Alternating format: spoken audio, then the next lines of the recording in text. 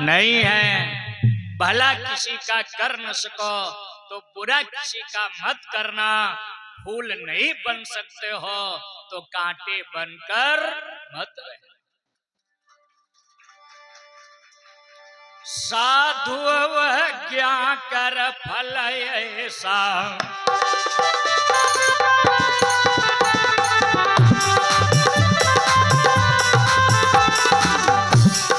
जरई नगर अनाथ कर जैसा।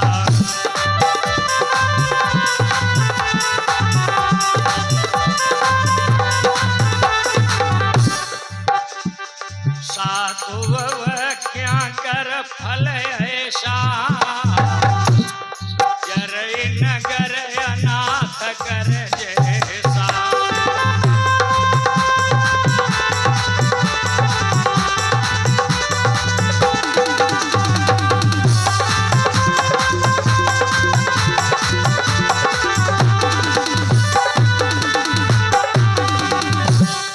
साधु अवज्ञा कर फल ऐसा, जरई नगर अनाथ कर। कई लोगों के इशारे हैं, हमारे मंत्री जी का भी इशारा है। इले याद दिलाना चाहूंगा श्रीमद् भागवत महापुराण की कथा। श्री सुखदेव जी महाराज राजा परीक्षित जी को 88,000 ऋषियों के बीच भागीरथी गंगा मैया के किनारे उसकी चटाई पर बैठा करके श्रवण करा रहे हैं। प्रसंग उस समय का है जिस समय हमारे भगवान श्याम सुंदर मुरली मनोहर श्री कृष्ण सारी लीलाओं को कर लिया। एक दिन अपने कमरे में बैठे हैं, देव ऋषि नारद बाबा का आगमन हुआ। नारद बाबा आए, भगवान कन्हैया के पास गए। दो लोगों की मीटिंग चल रही है। बात हुई, भगवान कृष्ण नारद जी से कहा, नारद मैं अपनी सारी लीलाओं को सुचारू रूप से कर चुका हूं, बस एक बात मेरे दिलो दिमाग में गूंज रही, कौन? सारी का टूटा तार तार धारी रह गई किनारे के।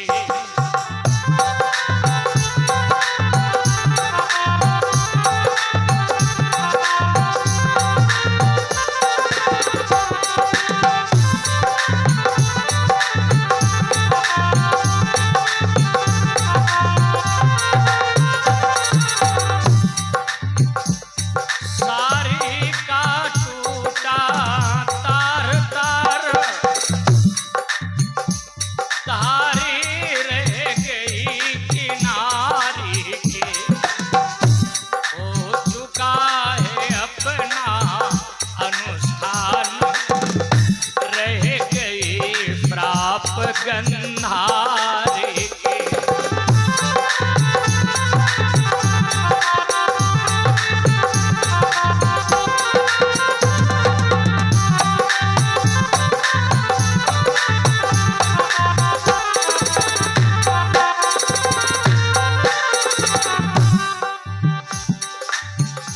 चलने वाले हैं पांडवगढ़,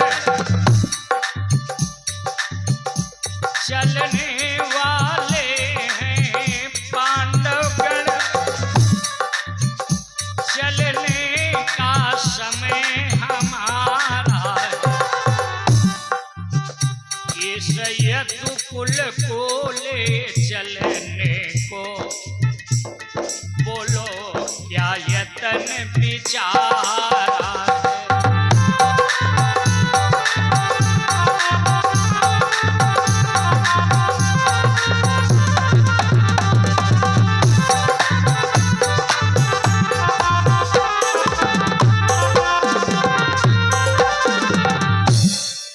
यदुवंशियों ने जो मेरे साथ में लीलाओं में बराबर सहयोग किया, इनके लिए कौन सी रास्ता आप चुनेंगे? नारद बाबा कहने लगे, कन्हैया, और कोई अपराध करे और सजा किसी दूसरे को दी जाए, ये भी नीति न्याय की अच्छी नहीं मानी जाएगी। इसके लिए एकमात्र रास्ता संत ब्राह्मण का श्राप ही आसान होगा।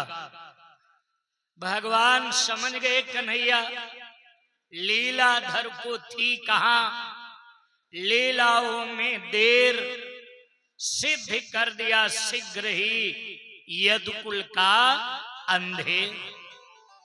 द्वारिकापुरी के यादव लोग नगर से बाहर के लिए जाते हैं टहलने घूमने अपने कार्य के लिए।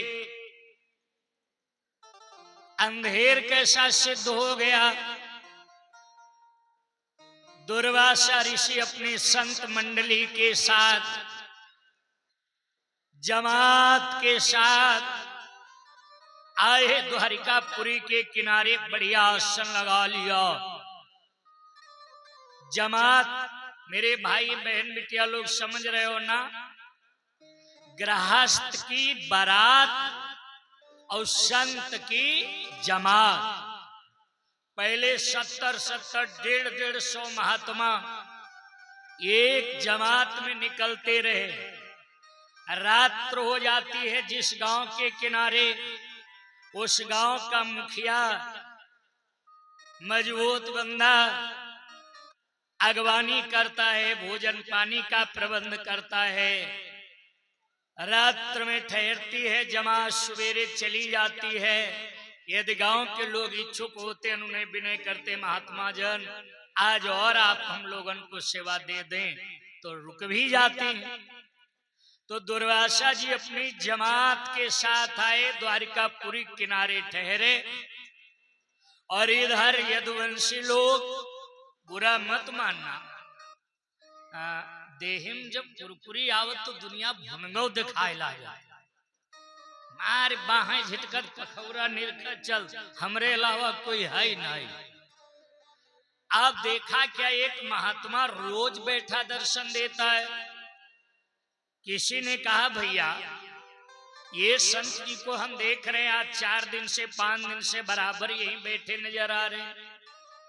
एक ने कहा, ये महात्मा कुछ नहीं है, इनके साथ में एक बहुत बड़ी टीम है, गैंग है, और एक गांव के किनारे बैठ के पूरे गांव की सूचना और रात्र में कहो सब सीताराम करने के लिए चढ़ाई करता हो। किसी ने कहा, नहीं भैया ऐसा न कहो, ये साधु है, नामो साधु दसो विप्राह, नाम मात्र का साधु हो तब वो 10 ब्राह्मणों कितना पूजनीय होता है। कि यहु कुबेश संत सन्मानु,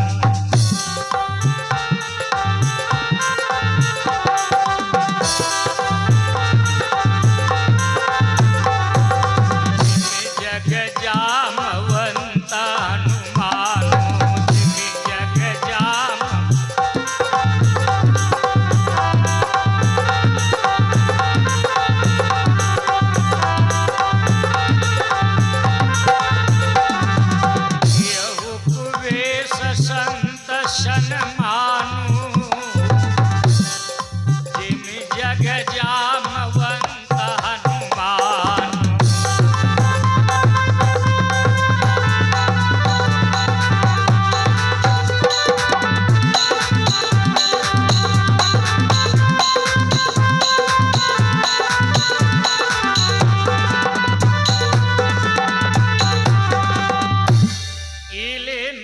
साधु का सम्मान कर सकते हो तो हंसी मत उड़ाओ।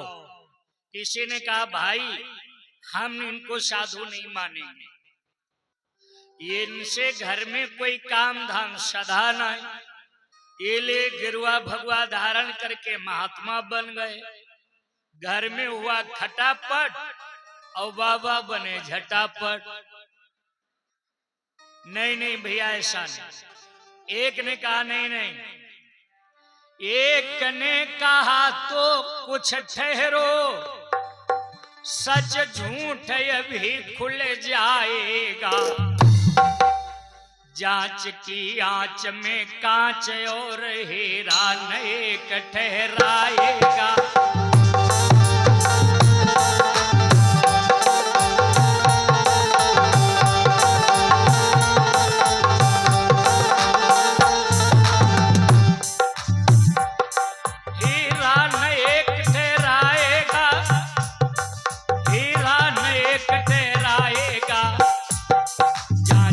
कांच में कांच और हीरा नेक ठहराएगा।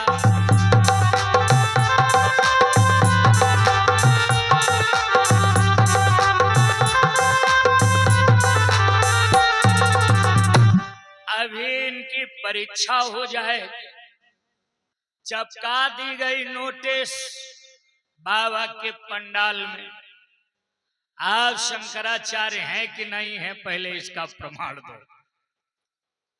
एक जवान ग्वाले के पेट पर बढ़िया करहिया बांध दिया, छल्ला पीछे कर दिया और रंग चुन करके नीचे से ऊपर पैर से लेकर सर तक, नख से लेकर सिर तक खप पहना उड़ा के लपेट लपाट दुर्वासा ऋषि के पास, चार इधर हाथ पांव पकड़े, चार उधर आगे पीछे गए, हाथ जोड़ करके खड़े हुए, कहा महात्मन आप हमारे सब लोगों के बीच में बहुत पहुंची हुई हस्ती है और आप ब्रह्म ज्ञानी नजर आ रहे हैं, इसलिए आपके अलावा हम लोगों की शंका का समाधान कोई नहीं कर सकता है। दुर्वासा ऋषि बोले बच्चा बताओ क्या दिक्कत है? कहा दिक्कत महात्मा जी आपके सामने खड़ी है। मतलब